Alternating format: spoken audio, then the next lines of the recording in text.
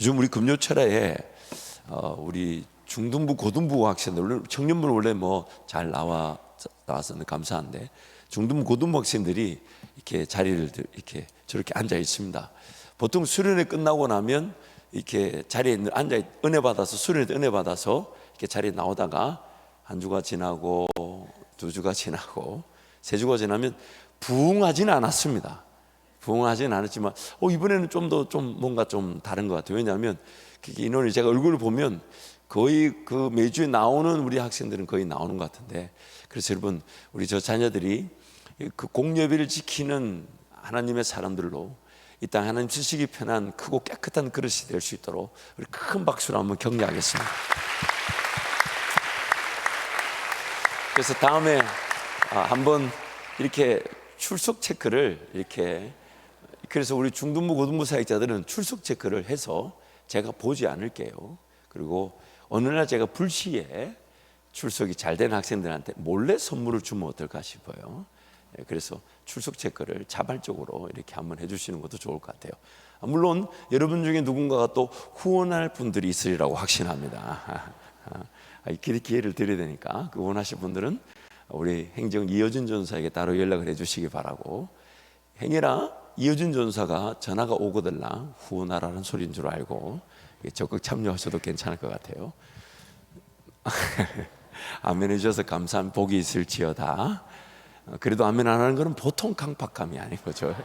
제가 그걸 돈 1,000만 원 1억을 달라 할 것도 아닌데 그게 그렇게 아멘이 안 되는 거는 도대체 뭘 순종하려고 하십니까?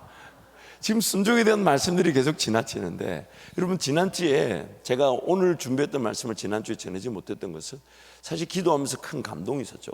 그게 뭐냐면 하나님께서 이미 예배 자리에서 저 교회를 세우시기 위해 그 공예배 자리를 만들어 두셨는데, 그 공예배 자리에 제대로 예배에 참여하지 않으면서 하나님 내 일터에, 내 가정에, 내 삶에 기적 같은 순종의 그런 인도하심을 바란다는 것은 그건 욕심이죠.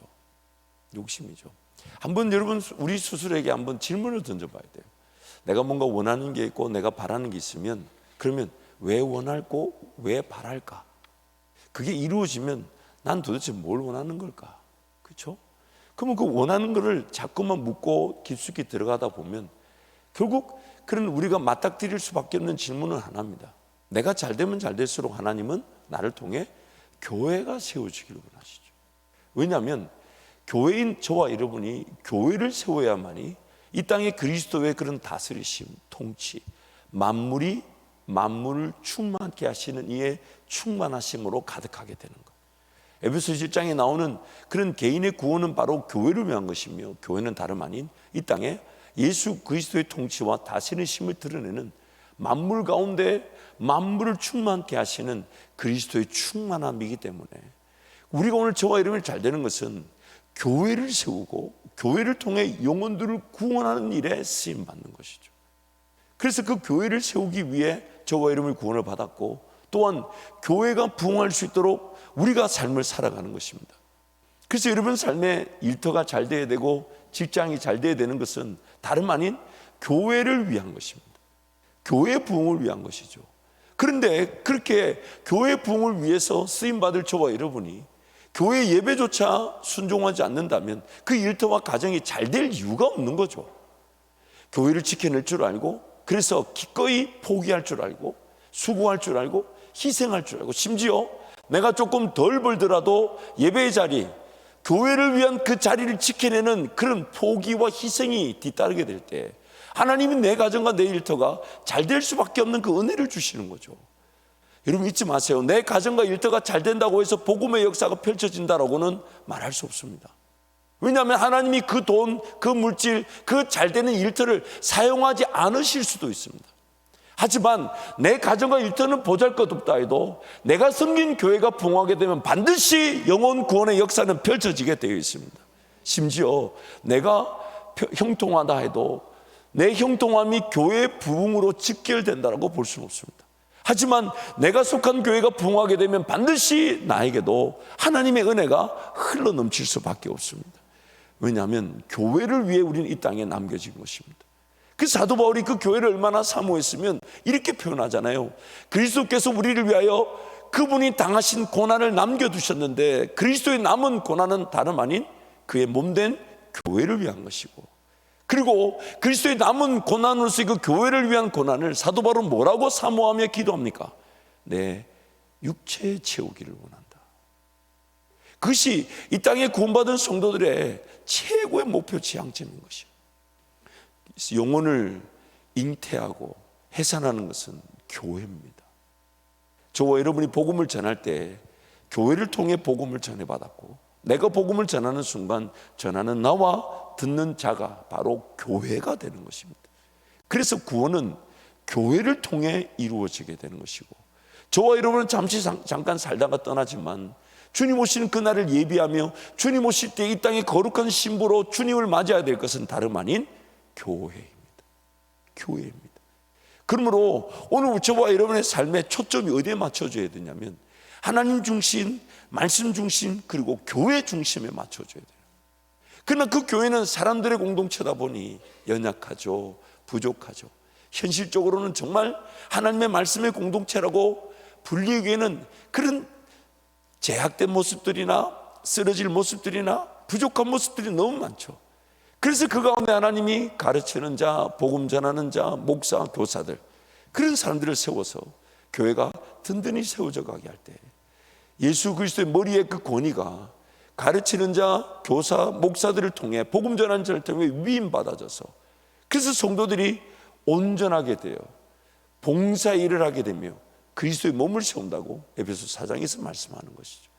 그러니 여러분, 오늘 어떤 삶을 사시든 간에 교회 중심의 삶을 지향해야 되고, 그것을 목표로, 그것이 1차적인 겁니다. 내가 그리스도의 몸을 이루는 지체입니다. 그러니 교회에 연결되고 결합되어지는 건 지극히 당연한 일이죠. 그래서 그 교회에 연결되고 결합되듯 교회 중심의 삶을 살아갈 때 이제 그들에게, 그 성도들에게 가르침을 통한 순종의 기회들이 나타날 때 교회로서 함께 꿈을 꿀 기회가 있고, 또한 각 성도가 그 직장과 일터에서 교회로서의 역할을 감당하는 거예요. 영양분을 공급받고 그 영양분을 가지고 여러분이 선 그곳에서 빛과 소금의 역할을 감당하게 될 때 여러분이 바로 여러분의 일터와 가정에서 교회가 되는 것인데, 그런데 가지가 나무에 붙어 있어야만이 그 가지도 나무라 할 수 있지, 그 가지가 나무에 붙어지지 않고 떨어져 있으면 나무라고 할 수가 없듯이 교회에 연결되어 있지 않은 채 여러분의 삶의 자리에서 교회라고 말할 수는 없는 것입니다. 그래서 오늘 하나님은 그 1차적인 그 교회의 관계를 지금 해결해 나가기를 원하시는 거죠. 그러므로 여러분, 교회 중심의 삶을 사는 이들이 반드시 교회의 중요성을 알고 교회를 위해 헌신하게 될 때 여러분의 가정과 일터는 부흥하게 되면 여러분을 통해 교회가 더 힘을 얻게 되는 것이죠. 그러니 교회 중심의 삶을 사는 성도야말로 여러분 삶의 개인의 자리, 일터의 자리, 가정의 자리에서 하나님의 복을 받을 수 있는 순종의 길들이 나타날 때 그 사람이 잘 되면 잘 될수록 교회가 힘을 얻게 되는 거 아닙니까? 그래서 하나님이 순종의 기회를 주시는 것이죠. 여러분 개인의 일터가 가정이 잘 되면, 교회로 그 연결되지 않는다면 그 잘 될 이유가 없어서 순종의 기회가 없다라고 해도 과언이 아닙니다. 과언이 아닙니다. 각 가정에서 문제를 해결하기 위해 문제를 위해 풀고 기도하지만 한번 질문을 던져봐야 돼요. 이거 해결되면 그 다음 뭔데? 그거 주어지면 그 다음 어떡할 건데?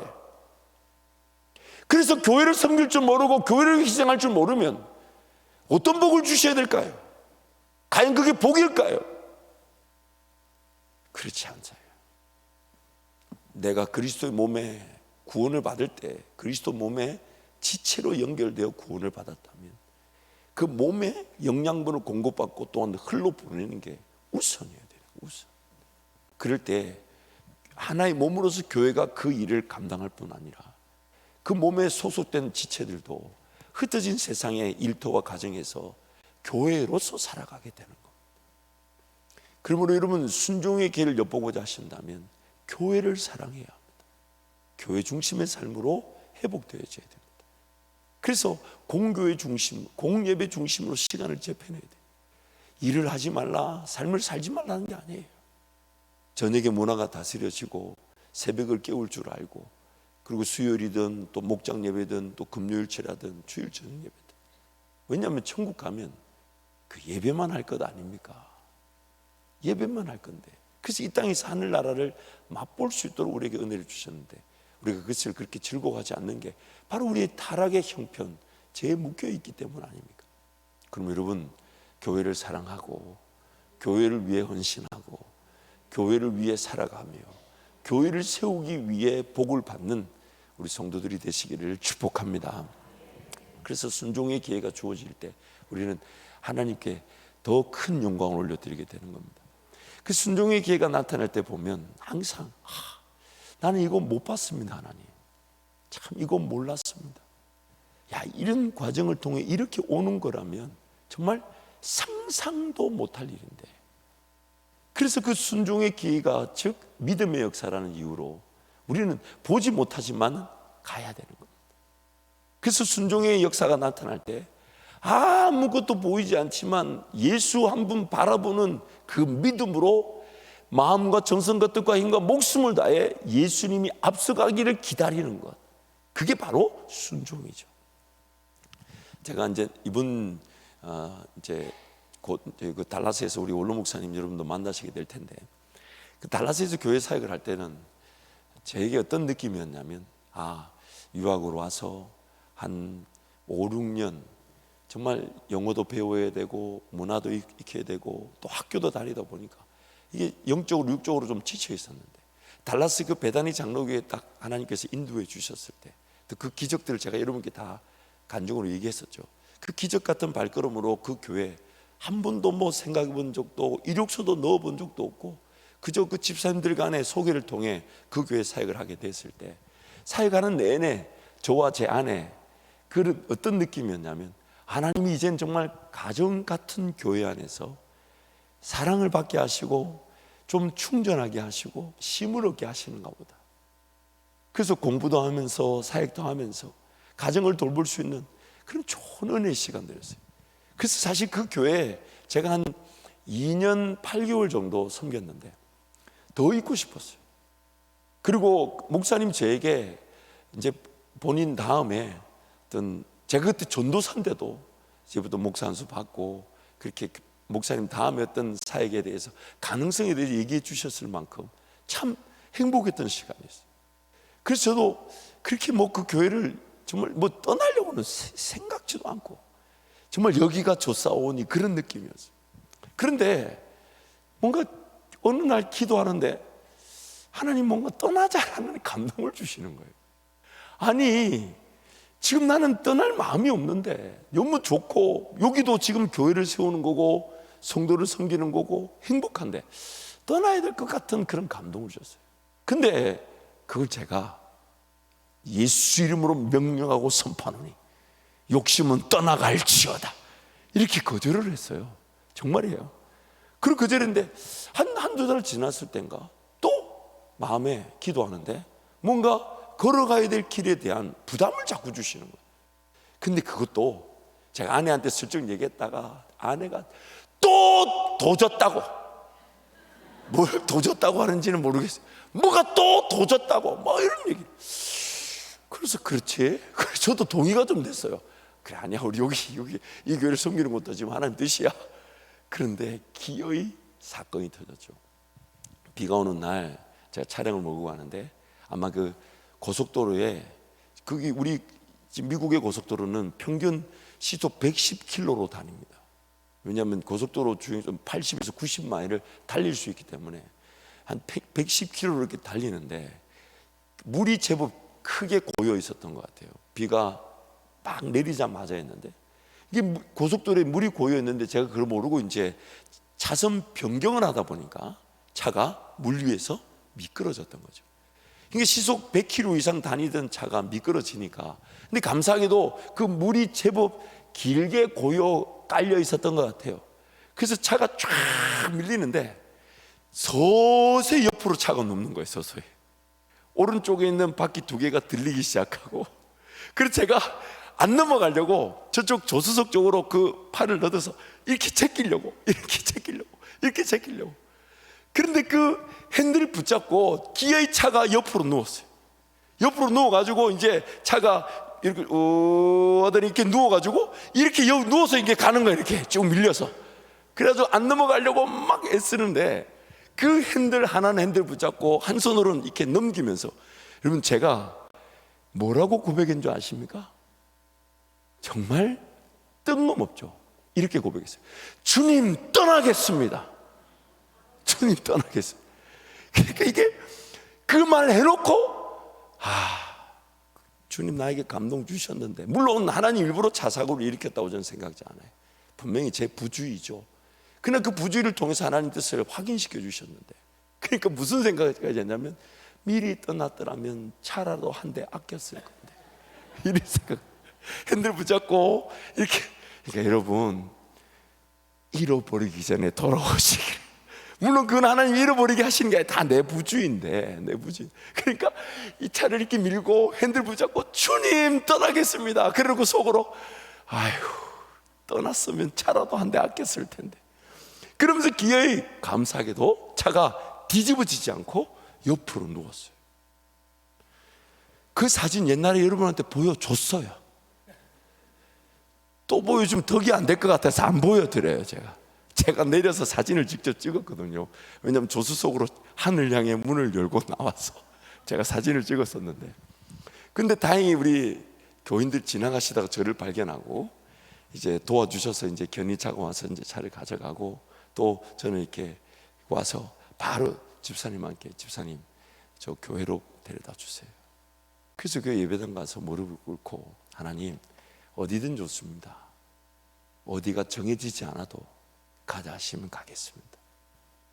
그리고 지금 차를 지금 뭐 어디다 맡겨놓은지 그건 신경도 쓰이지도 않고 목사님 찾아 목사님 이런 일이 일어나서 교회를 떠나야 되겠다고. 그랬더니 목사님 어디로 갈 건데 물으셨어요. 모르겠습니다 목사님. 기도해 보겠습니다. 근데 목사님 한 일주일 정도 더 기도해 보라고 그렇게 시간을 주시긴 하셨어요. 어쨌든 그 과정을 생략하고, 근데 나중에 하나님이 익명의 성도를 통해 그 차값을 주셨어요. 그래서 차도 한 대 더 사고, 그래서 이제 그 길을 떠났는데, 그렇게 가서 이제 버지니아 갔다가 버지니아에서 또 선교단체 사역이나 이런 걸 할 줄 알았어요. 근데 하나님께서는 그 여정이 그 버지니아에 거기서 사역이 되지 않게 하시고 LA로 사역지가 바람이 불게 하셨죠. 그래서 예전에 우리 LA 기쁨매기 유모 목사님 주일 저녁에 와서 전도에 대한 특강하시고 말씀 전했잖아요. 그분이 교회 사역하자 해놓고, 그래서 제가 이삿짐하고 다 싸서 보냈는데 이제 비행기 타기 3일 전에 전화 와가지고 그만두기라는 목사님이 갑자기 다리 까랑이를 붙잡고 살려달라고 한다고. 김종진 목사님은 실력도 좋고 인기가 많으니까 좋은 대로 하나님 인도하실 거라고. 지금 그 차를 타고 버지니아에서 LA까지는 60시간이에요. 몰고 갈 수 없어서 짐을 다 보냈는데 이제 아파트에 우리 애 3명하고 여행용 가방 들고 이제 3일 뒤면 비행기 타고 LA 갈 거라고 하는데 사역이 취소가 됐어요. 그래서 기도하는데 하나님께서 요한복음 3장 말씀을 주셨어요. 바람이 어디서 불어 어디로 가는지 모르나 바람은 이미 LA로 불었다고. 그래서 이제 그냥 믿고 온 거죠. 근데 왔는데 한 2달 반 정도 아무런 응답도 하지 않으셨는데 하나님 저에게 마음에 그런 뭐 그때 지나고 보니까 은혜인데 새벽 4시부터 12시까지 뭐 갈 데가 없어 기도의 자리에 붙었습니다. 벼룩시장 같은 게 LA도 있거든요. 일하려고 찾아보니까 벼룩시장을 보는 그 신문 지면에 제 모습이 보이더라고. 너는 누구냐? 교회 사역이 없어서 뭐 먹어야 될지 뭐 마셔야 될지 그거 걱정이 돼가지고 일자리를 찾는 제 모습이 이 벼룩시장 이렇게 막 촘촘하게 적힌 그 지면 위에 제 모습이 보였어요. 그래서 죽으면 죽는 심정으로 예배당 갔다 붙었습니다. 새벽 4시부터 12시까지 뭐 갈 데도 없고 오라는 데도 없고 그렇게 붙었는데 하나님 저를 방송국 파트타임 사역자로 보내시고, 그리고 약 한 7개월 뒤에 2012년 12월 1일 날짜로 전임 사역이 시작되게 하시고, 근데 그 전임 사역이 시작되는 그날부터 하나님은 또 교회 안으로 돌아갈 수 있도록 기도하게 하시고, 그리고 2013년이 됐을 때 2013년 이 한 해, 이 1년이 지나가기 전에 교회로 돌아가자고 그렇게 기도하게 하시고, 이왕 교회로 돌아갈 거면 잘 안 바뀌는 장년부보다 청년부, 특히 대학부 사역을 하게 해달라고 기도하게 하시고, 그런데 그 11개월 정도 기도가 진행됐을 때 우리 원로 목사님 저에게 전화하셔서 1년 동안 기도했던 그 기도 제목대로 저에게 얘기하게 하시고, 그래서 그 응답으로 오게 되었을 때 뒤를 돌아보면, 물론 그 전부터 하나님은 준비하셨겠지만 부주의의 그런 사고가 길을 떠나는 계기가 되게 하셔가지고, 그리고 결정되었던 사역들이 취소되면서 하나님께만 매달릴 수 있는 마음을 주셔. 그래서 역으로 계산해 보면요, 만약 제가 1년 동안 2013년 이 한 해가 가기 전에 장년부가 아닌 청년부, 특히 대학부를 섬기게 되는 이 순차적인 기도 제목들을 1년 동안 기도하지 않았다면, 원로 목사님을 통해서 제가 그렇게 확신을 가지고 11년 미국 생활 다 접고 한국말 제대로 못하는 애 셋 데리고 못 들어왔을 겁니다.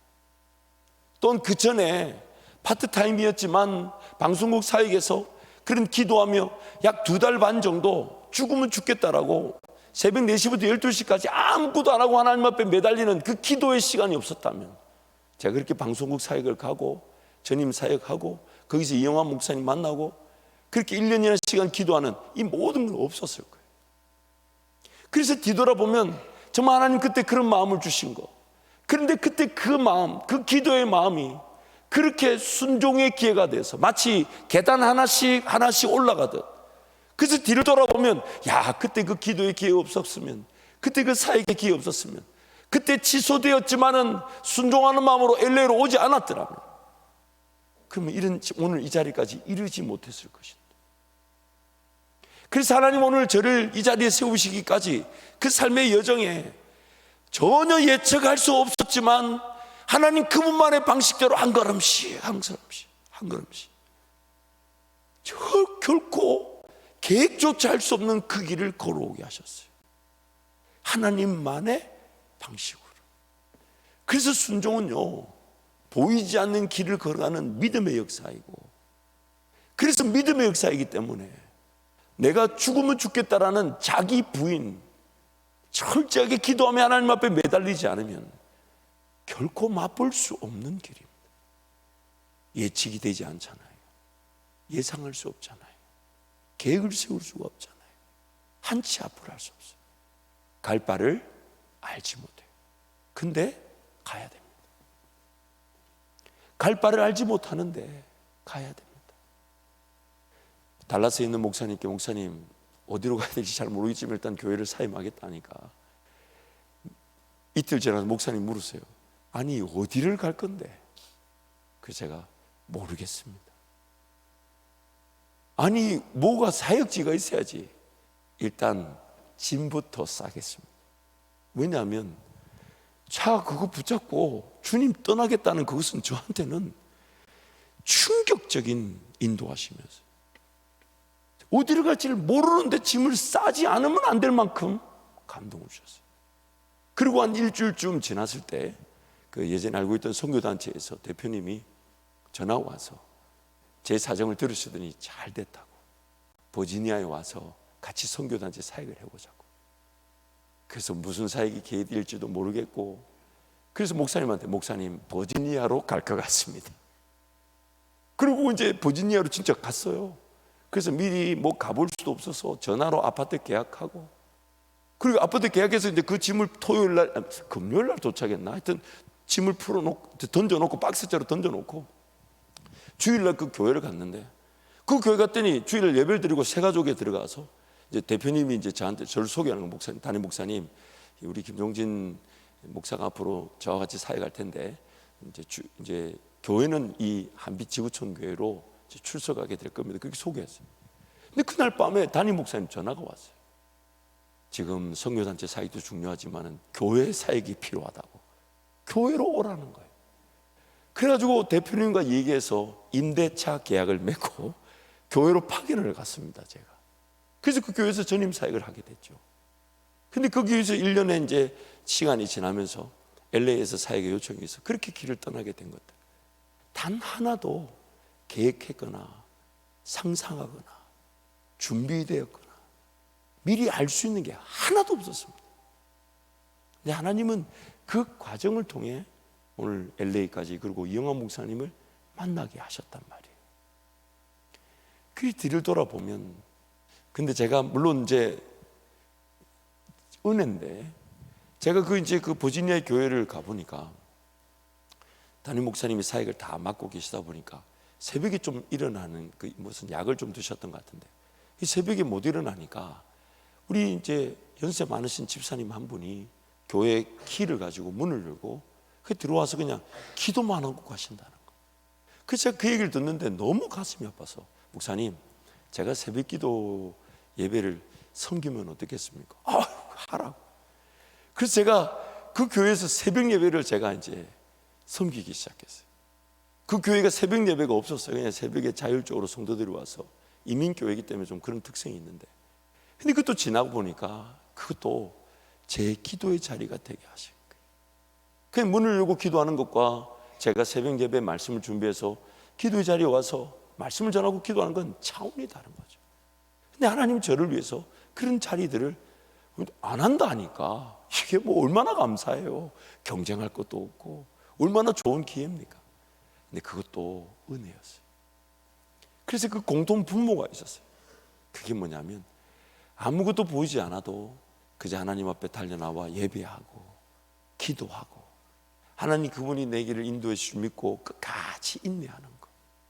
그럼 반드시 그 순종에게는 나타날 수밖에 없는데, 그 하나님의 뜻을 기다리지 못한 채 그저 이것이 될까 저것이 될까 계획하고 예측하고 예상하고 안 보이면 안 가고, 그러니 믿음의 역사가 아닌 그냥 내가 예측하고 내가 예상한 가능성 있는 길로만 걸어가니 기적을 볼 수가 없었던 것입니다. 그래서 순종은 철저하게 자기 부인이 전제되는 것입니다. 또한 그 자기 부인은 뭔가 내가 얻고자 하고 이루고자 하고 해결하고자 하는 일을 위해서 내가 부인되어주고 죽는 게 아니라 자기 부인과 죽음 그 자체가 전부입니다. 그냥 하나님, 내 삶을 하나님 책임져 주실 것 믿고, 일이 해결되지 않아도 풀려지지 않아도 직장이나 일터가 내가 원하는 만큼 척척 나타나지 않아도 나는 그냥 하나님 끝까지 믿고 기다려 보겠습니다. 하나님 은혜를 베풀어 주십시오. 마치 이삭을 드렸을 때 그렇게 죽이지 말게끔 말릴지 안 말릴지 그거 묻지 않고 하나님이 100세 얻은 아들이라도 내어놓아라 하니까 내어놓는 그게 전부였던 거죠. 아들을 하나님 앞에 주저함없이 드렸던 것이 전부였던 것처럼 순종은 자기 부인이 일어나지 않는 곳에선 절대로 나타나지 않습니다. 그래서 자기 부인만 되는데 이 자기 부인에도 또 오해가 있죠. 그게 뭐냐면 자기 부인이라는 것은 분명한 목적을 가지고 있습니다. 그게 뭐냐면 내가 뭔가 원하는 것, 내가 뭔가 해결하고자 하는 것, 이것 말고 예수님이 어디로 끌고 가시든지 나는 그 길을 따라가기를 원합니다. 이게 지금 자기 부인의 목표죠. 그래서 오늘 본문 23절이 이렇게 말하는 거예요. 23절 말씀 함께 선포합니다. 나를 따라오려거든 자기를 부인하고 날마다 제 십자가를 지고 나를 따를 것이니라. 아멘. 목적이 뭐라고요? 누구든지 나를 따라오려거든. 뭔가 내가 원하는 일을 위해 순종의 길을 찾거나 내가 뭔가 이루기 위해 자기 부인, 자기 죽음, 그 기도의 자리에 오는 게 아니라 그 일이 이루어지든 안 이루어지든 심지어 내가 먹어야 되고 마셔야 되는 게 해결 안 될지라도 나는 주님이 가자시는 그 길을 따라가기를 원합니다. 그런데 그 주님이 가자신 그 길, 순종의 길은 내 모든 건 내려놓지 않으면 나타나지 않는다는 거예요. 나타나지 않는다. 그래서 여러분 기도할 때 그렇게 기도하는 거죠. 지금 인생에 당한 모든 문제를 하나님 앞에 다 올려드리십시오. 자녀 문제든 직장의 문제든 일터 문제든 다 올려드리되, 그러나 주님 그 일이 해결되지 않는다 할지라도 나는 오늘 주님 따라가기를 원합니다. 그 길이 어떤 길인지 모르지나 그래서 오히려 하나님 풀리지 않은 인생의 문제에 내가 묶이지 않게 해주십시오. 자녀들이 잘 되기를 바라는 그 일에 속지 않게 해주십시오. 해결되지 않은 일에 그게 사로잡혀서 주님이 지금 전혀 뜻밖의 길을 가자 하셔도 그 길을 따라가기를 원합니다. 왜냐하면 그 길만이 생명의 길이고 그 길만이 내가 이 땅에 존재하는 이유이기 때문에 나는 그 길을 따라가기를 원합니다. 그래서 자기 부인의 목적은 뭐냐면 어떤 길일지 모르지만 주님이 그 가자 하시는 대로. 그래서 요한계시록 말씀이 그러잖아요. 어린 양 대신 예수님이 어디로 인도하시는지 간에 그 길을 따라가는 자들이 신부들이라고.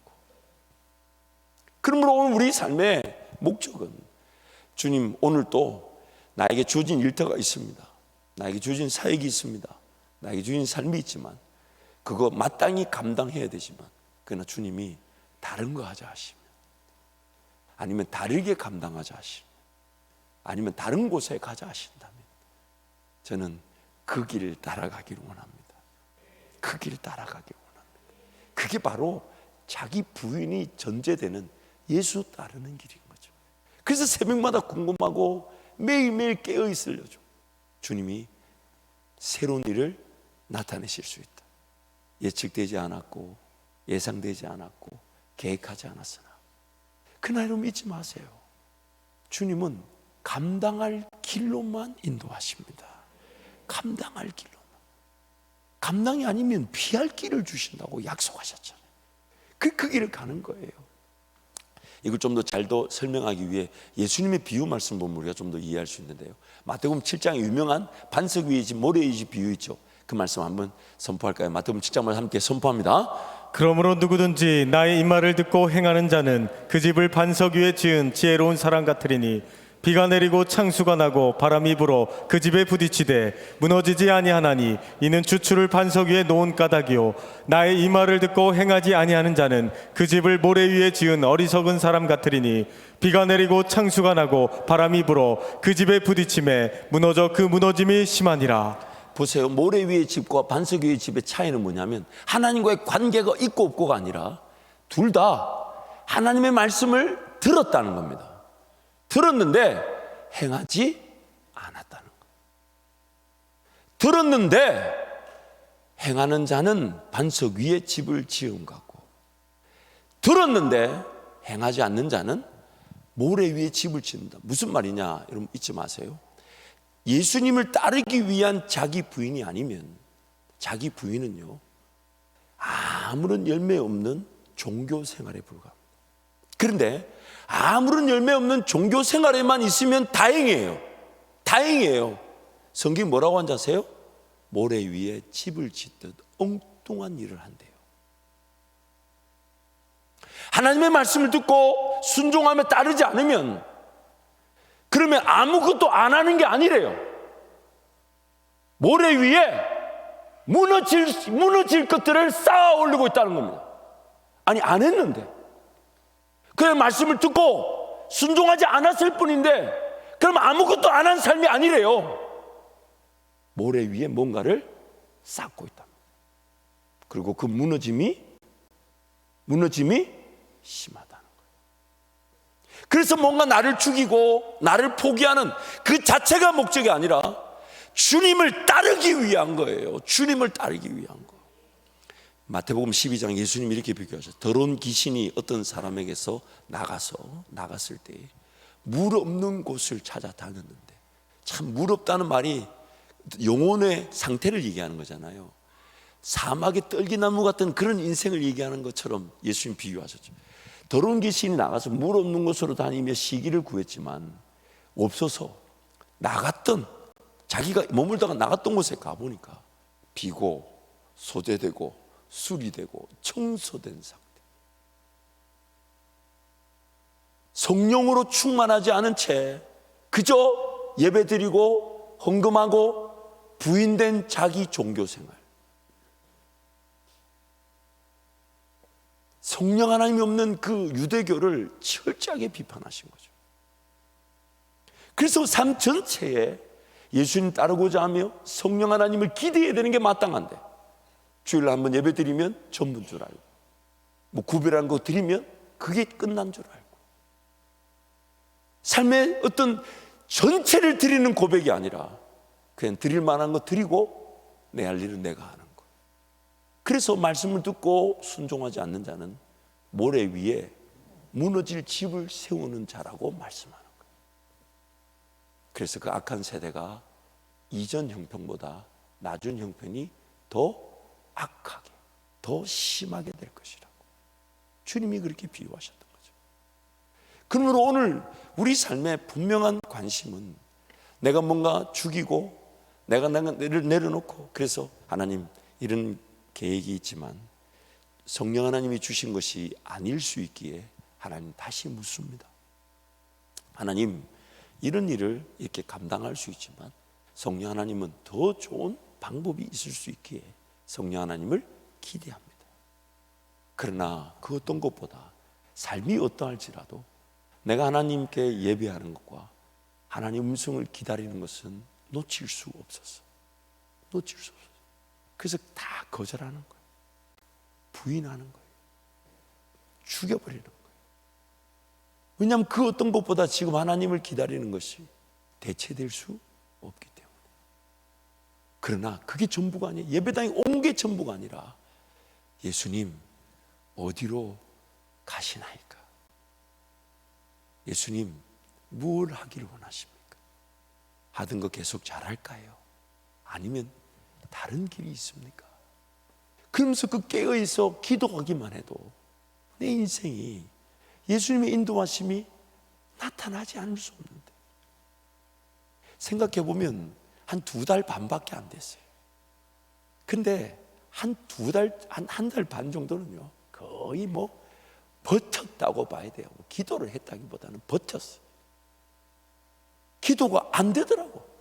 그 제가 말씀드렸잖아요. 그 2달 반의 시간 동안 사역지가 없어서 하나님 앞에 그냥 버티고 있는데, 저녁에 집에 갔더니 자식들 셋이 밥 많이 먹는 것도 꼬라지 베기 싫더라고. 처참해지는 거예요. 비참해지더라고. 그래서 그 다음날 새벽에 가서 뭐 뜨겁게 기도했다기보다는 하나님 이게 뭡니까? 정말 이렇게 살아야 됩니까? 그런데 하나님 그 음성이 없는 것보다 더 두려웠던 건 뭐냐면, 내가 하나님을 기다려보지 못한 채 벼룩시장 뒤져가지고 내 먹고 마시고 입는 문제 해결하기에 뛰쳐나가는 것은 더 두려웠어요. 더 두려웠어요. 아무것도 보이지 않을 때 하나님의 인도하심을 기다린다는 나에게 하나님 계속해서 질문하셨어요. 너는 누구냐? 교회 사역이 없을 때도 너는 누구냐?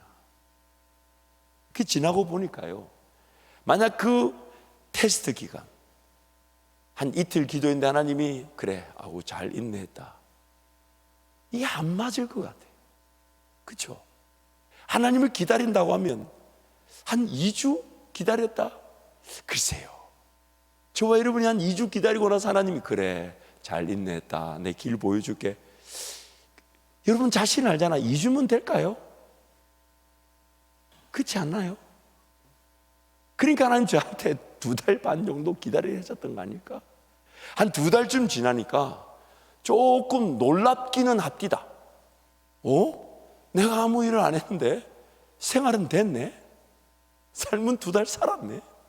그 이제 한 2주 정도는 조금 기대감을 가지고 기도했어요. 하나님, 못 살 것 같았는데 뒤를 돌아보니 2달 살았습니다. 하나님 감사합니다. 그 기도는 나왔어요. 그러면서 한 2주 정도, 그때부터 말씀이 읽혀지기 시작하고, 여전히 나는 아무 사역지가 없는데 책을 보기 시작하고, 그러면서 나중에 하나님 나에게 사역의 자리에 세우시면 그때 지금 칼을 갈아두라 하시는가 보다. 그러면서 이제 더 말씀의 자리, 기도의 자리, 그렇게 책을 보려는 독서의 자리를 막 가려고 하는데 방송국 사역이 열렸어요. 참 신기하더만요. 오늘 저와 여러분의 삶의 핵심은 예수님 따르는 겁니다. 그분만이 길이고 그분만이 진리시고 그분만이 생명이시기 때문에. 근데 그 따르기 위해서는 자기 부인이란, 즉 포기하고 내려놓고 하나님 그분이 우선순위가 되지 않으면 안 되죠. 근데 어느 순간 우리도 모르는 사이에 그렇게 종교 생활을 하고 있는데 예수님을 따르진 않아요. 마치 귀신은 쫓겨서 나갔는데 그래서 뭐 하면 안 되는 줄 알아요. 예수 믿는 사람이 이런 거 하면 안 되는 줄 알아요. 이런 게 죄인 줄 알아요. 근데 비고 소재되고 수리된 상태에만 있어서는 안 되죠.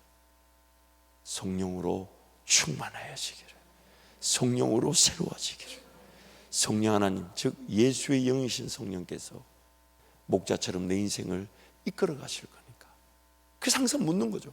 성령 하나님, 어디로 가기를 원하십니까? 무엇을 하기를 원하십니까? 그러나 인생에 이런 문제가 있습니다. 어려움 주님 아시죠? 다 해결해 주세요. 도와주세요. 하지만 오늘 나는 주님이 어디로 가자 하시든지 그 길을 따라가기를 원합니다. 그 길을 따라가기를 원합니다. 그것이 오늘 우리의 목표가 되어야 되는 거죠. 그래서 여러분, 첫 번째는 말씀을 대할 때마다 무엇이든지 주님이 인도하시는 그것에 순종하고자 하는 마음으로 말씀을 펴야 돼요. 작은 것 하나라도 순종, 즉 행해질 수 있도록 뭘 바꾸라 하시든지, 뭘 채우라 하시든지, 뭘 시도해 보라 하시든지, 뭘 내려놓으라 하시든지 하나님 말씀을 통해 순종의 행함을 깨닫게 하여 주십시오. 순종하게 도와주십시오. 그저 읽고 지나가는 게 아니라 단 하루에 하나라도 순종할 수 있게 해주십시오. 그런 마음으로 말씀을 드려야 되는 거죠. 또한 더 큰 순종의 기회를 본다면 성경이 이렇게 제안하죠. 유명한 말씀이죠. 갈라디아서 6장 6절부터 10절인데요 우리 함께 선포합니다. 가르침을 받는 자는 말씀을 가르치는 자와 모든 좋은 것을 함께 하라. 스스로 속이지 말라. 하나님은 업신여김을 받지 아니하시나니 사람이 무엇으로 심든지 그대로 거두리라. 자기의 육체를 위하여 심는 자는 육체로부터 썩어질 것을 거두고 성령을 위하여 심는 자는 성령으로부터 영생을 거두리라. 우리가 선을 행하되 낙심하지 말지니 포기하지 아니하면 때가 이름에 거두리라. 그러므로 우리는 기회 있는 대로 모든 이에게 착한 일을 하되 더욱 믿음의 가정들에게 할지니라. 성령을 위하여 심는다는 것은 내가 순종의 기회를 가진다는 다른 표현이죠. 성령께서 인도하실 때 내가 헌신하고 수고하는 그것이 심는 것, 즉 순종의 기회가 될 텐데, 그래서 성령을 위하여 심는 자는 가르침을 받으라 라고 제안한데, 근데 아직 잘 모르겠거들랑 지금 이미 주어진 순종의 기회를 놓치지 말라는 거예요. 그래서 성령을 위하여 심는 걸 쭉 얘기하면서 낙심하지 않고 때가 되면 거두게 될 것이니까 반드시 기회를 줄 것이라고. 그러면서 10절 말씀에 이렇게 제안하죠. 그러므로 할 수 있는 대로 믿음의 가정들을 더 사랑하라. 그래서 첫 번째 이 순위로 봤을 때는 말씀을 통해 오늘 내 삶에 하나님 뭘 순종하기 원하십니까? 순종의 관점에서 말씀을 대하고 기도할 뿐만 아니라 두 번째는 이미 함께하고 있는 믿음의 가정들을 더 사랑하래요. 어떤 새로운 순종의 기회, 새로운 역사, 그래서 성령을 위하여 따라가며 심을 수 있는, 근데 내가 원하고 내가 하고 싶고 내가 바라는 그 수준이 아니라 이미 주어진 관계 속에서 더 사랑하라는 거예요. 지금 성도들 사랑해야 될 걸 사랑하지 않으면서 내 직장과 내 일터가 순종의 길을 통해 복을 받겠다는 거, 그게 틀린 말이라는 거예요. 잘못된 거라는 거예요. 뭐가 성령을 위하여 심고 거두기를 원한다면 가르침을 잘 받고 때가 되면 거두게 될 것이니까 자꾸 뭔가 심든 연습하되 기다리라 하면서, 그러나 정이 잘 모르겠거들랑 이미 주어진 우선순위, 어떤 특별한 너 이거 해, 너 이거 한번 해봐 라는 그 순종의 기회가 느껴지지 않아도 이미 사랑해야 될 성도들이 있지 않냐 이 말이에요. 섬겨야 될 이들이 있지 않냐 이 말이에요. 우리 교회 안에도 사랑이 필요한 사람이 얼마나 많습니까? 그들을 위해 기도하고 그들에게 다가가고 그들에게 섬길 때에 성령께서 반드시 나만이 걸어갈 순종의 기회를 주실 텐데, 그 성령을 위하여 심듯 열매를 거둘 기회를 주실 텐데, 우리는 자꾸만 내가 원하는 뭔가 돈이 많이 벌어지고 직장이 잘 되고 사업이 잘 되고 그게 되고 나면 교회를 섬긴다는 이 순위가 바뀌어버렸어요. 말씀의 자리를 대할 때마다 말씀을 통하여는 뭘 순종할까요? 물으면서 무엇보다도 순종의 기회를 엿보아 순종의 열매, 그 역사를 보기로 한다면 이미 연결되고 결합되어진 그 성도들 더 사랑하라는 거예요. 더 섬기라는 거예요. 특별한 순종의 기회가 필요한 게 아니라 이미 순종해야 될 그 기회를 놓치지 말라는 겁니다. 그래서 할 수 있거든 기회가 닿는 대로 믿음의 가정들에게 더욱 그리할지니라. 할 수만 있다. 그리고 세 번째, 개인의 말씀의 자리에서 순종의 기회를 볼 뿐만 아니라 또한 이미 사랑해야 될 자들. 그러니까 순종의 기회가 얼마나 많아요. 우리 성도들 다 사랑하려면 주님 오시는 그날까지 어려워. 아니 그렇지 않습니까? 모르는 성도 없이 다 사랑할 수 있다면 얼마나 좋아요. 그러나 하나님 그렇게도 요구하지 않으시잖아요. 목장에서 사랑하게 하시고 어떤 섬김의 부서에서 사랑하게 하시고 또 그런 잃어버린 영혼들. 그러니까 여러분 목장에서 최선을 다해 사랑하고 또한 사역자들의 부탁해서 전도사님, 목사님, 제가 우리 지구 안에 혹은 우리 마을 안에 좀 돌보고 기도하고 사랑할 사람이 있겠습니다. 제가 뭐 사랑에 특별한 능력이 있는 건 아니지만 제 먹던 반찬 좀 더해서 전하고 제가 좀 아끼던 거 아껴서 좀 나눠 쓰고 그러면서 좀 다가가 보겠습니다. 이렇게 제안해야 되는데 물론 그런 성도들이 있습니다. 그래서 여러분 할 수만 있다면 믿음의 가정들을 더 사랑하되 한 차원 높은 순종의 기회가 있는데 그게 뭐냐면 가르치는 자와 좋은 것을 함께해서 가르침을 받으라는 거예요. 여러분 보세요. 성경은 아무리 읽어도 내가 부담이 돼서 순종하지 않은 일을 순종할 수 있는 영역까지는 이르게 하지 않습니다. 무슨 얘기냐면 저 목사님이 저 전도사님이 장로님, 권사님, 집사님, 성도님 이거 한번 해보실까요?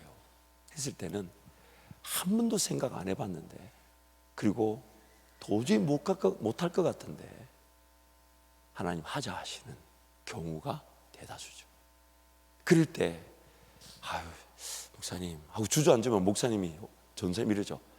저도 기도해 드릴 테니까 같이 해보시죠. 같이 가보시죠. 왜냐하면 사역자의 관점에서 사역의 그 필요성을 보는 것과 성도의 관점에서 그 필요성을 보는 것은 차이가 좀 있을 수 있죠. 좀 더 구체적일 수 있고요. 좀 더 범위가 클 수 있고요. 또한 우선순위, 먼저 필요한 것들이 내가 생각했던 것보다 더 많을 수가 있죠. 그렇기 때문에 가르침을 받는 자들은 가르치는 자가 좋은 것을 함께해서 이해되지 않지만 그 가르치는 자의 관계 때문에 순종해 보는 겁니다. 그때 그 순종이 연약하고 부족한 가르치는 자들의 권위가 세워지게 하면서 그러면서 그 가르치는 자들은 뭐라고 얘기하냐면 야 이거는 제 권위가 아니라 예수님의 권위인데 예수님이 저분에게 제 말이 전달되게 하셔서 저 성도가 순종하게 하셨으니 이 연약하고 부족한 나를 통해 일하신 예수님만이 영광을 받으셔야 한다고. 그래서 그 안에 교회 안에 모든 지체들이 그 연약한 사람으로서 서로가 서로에게 연결과 결합을 통해 가르쳐주고 배우고자 할 때 단 한 명도 자기에게 영광을 돌리는 사람 없이 머리 대신 예수님께 영광을 올려드릴 때 어떤 사람이든 다 품을 수 있는 교회 공동체가 되어져 가는 것. 그게 바로 하나님의 뜻인 겁니다. 물론 가르치는 자들은 히브리서 말씀에 배움을 받는 이들을 위하여 경성하기를 마치 그들의 아픔이 가르치는 우리의 아픔인 것처럼 하나님 앞에 깨어 기도할 줄 알아야 됩니다. 배움을 받는 분들은 가르치는 자들을 위해 기도하되 그 가르치는 자 개인의 유익이나 혹은 이단 혹은 부정이 아니라면 그 말에 순종하고자 할 때 내 삶의 순종의 지경이 넓어지게 되는 것이죠. 그리고 그렇게 가르치는 자들의 권면에 따라 순종하게 되면 그 사람이 가르치는 자로 세워지게 됩니다. 따라보지 않은 자들에게 하나님 누구를 섬기라고 영혼을 붙일 수가 없어요. 그래서 예수 따르는 제자가 또 예수 따르는 제자를 세우게 되는 것입니다. 그래서 가르침을 받으라는 거예요. 그 가르침을 받을 때 오늘 우리는 온전해질 뿐 아니라 해야 될 일을 하게 된다고. 그래서 에베소서 4장 말씀 우리 함께 힘차게 선포합니다. 그가 어떤 사람은 사도로, 어떤 사람은 선지자로, 어떤 사람은 복음 전하는 자로, 어떤 사람은 목사와 교사로 삼으셨으니 이는 성도를 온전하게 하여 봉사의 일을 하게 하며 그리스도의 몸을 세우려 하심이라. 우리가 다 하나님의 아들을 믿는 것과 아는 일에 하나가 되어 온전한 사람을 이루어 그리스도의 장성한 분량이 충만한 데까지 이르리니 이는 우리가 이제부터 어린아이가 되지 아니하여 사람의 속임수와 간사한 유혹에 빠져 온갖 교훈의 풍조에 밀려 요동하지 않게 하려 함이라. 오직 사랑 안에서 참된 것을 하여 범사에 그에게까지 자랄지라. 그는 머리니 곧 그리스도라. 그에게서 온몸이 각 마디를 통하여 도움을 받음으로 연결되고 결합되어 각 지체의 분량대로 역사하여 그 몸을 자라게 하며 사랑 안에서 스스로 세우니라. 자란다는 것은 연결과 결합이고, 연결과 결합의 관계는 다름 아닌 가르치는 것과 배우는 것의 결합인 것이죠. 여러분, 영적이든 육적이든 간에 사람이 어머니 뱃속에서 태어나 육적으로 자라든 발달 단계에 있든지 혹은 영적으로 다시 거듭나 예수 그리스도를 아는 지식에서 자라든지 간에 가르침을 받지 않고 건강하게 자랄 사람이 있겠습니까? 어머니 뱃속에서 태어난 아이가 부모의 가르침, 교사의 가르침, 목회자의 가르침 없이 육적으로 그 발달 단계에 건강하게 잘 성장하겠습니까? 영적으로 다시 태어난 영혼이 가르침을 받지 않고 건강하게 잘 자랄 수 있겠습니까? 그래서 하나님은 지금 예수 제자가 세워지게 되면 그를 통해 또 다른 제자가 세워지게 하시는데, 가르침과 배움이라는 그 연결과 결합의 관계를 통해 함께 지어져 가게 하시는 것이죠. 함께. 그래서 사모해야 되는 거예요. 자꾸 들으려고 하고. 잊지 마세요, 여러분. 가르치는 자가 없이 직통 계시로 성경이 깨달아질 수 있는 사람은 아무도 없습니다. 그래서 사도와 선지자를 통해 성경을 기록하게 한 거예요. 왜? 직통 계시를 받아서 사도와 선지자들이 기록한 그 길이 깨달아지지 않기 때문이에요. 그래서 오늘 우리에게는 그 가르침의 기회가 있는데 지독하게 안 배우려고 해요. 그게 다 죄 때문이죠. 태어나서 육적으로 자랄 때도 참 안 배우려고 해요. 죄송합니다. 저만 그런 것 같은데 그렇지 않았나요, 여러분? 우리 삶을, 우리 애들 보면 알잖아요. 제가 자녀 셋을 길러보니까 저를 닮은 자녀, 아내를 닮은 자녀 딱 보입니다. 제가 그 기준에 대해서 얘기 안 했는데 왜 웃어요? 이상하네. 왜 웃으십니까? 왜 자식들 보면 딱 보이잖아요, 누가 닮았는지. 근데 우리 큰애 사라는 확실히 한 60%는 저를 닮았고 40%는 얼마를 닮았어요. 그래서 제가 그 엄마의 40%를 이기도록 많이 도와주고 있는데